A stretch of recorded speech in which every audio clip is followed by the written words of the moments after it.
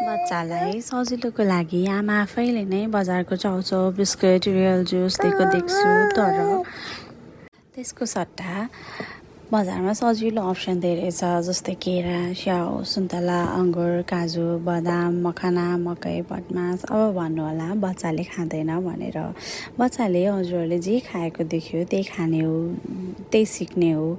जब तपाईँ बच्चाको अगाडि हेल्दी खानेकुरा मात्रै खानुहुन्छ, उसलाई बजारको खानेकुरा दिनुहुन्न, उसले त्यही खाना सिक्छ। अब हामीले सिकाएर मात्र कहाँ हुन्छ। अरूले खाएको देख्छ भन्नुहुन्छ भने सबैले अरूले खाएको देख्छ भन्ने भन्दा नि सबैले आफू खान बन्द गरौँ न।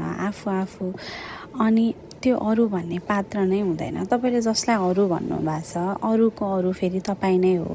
सोच्नुहोस् त, अरूले पनि तपाईँलाई अरू भनिरहेका हुन्छन् र तपाईँबाट सिकिरहेको हुन्छन्। तपाईँ समाजमा त्यस्तो पात्र बन्नुहोस् कि तपाईँबाट अरूले राम्रो कुरा सिक्न गर्न प्रेरित हुन्।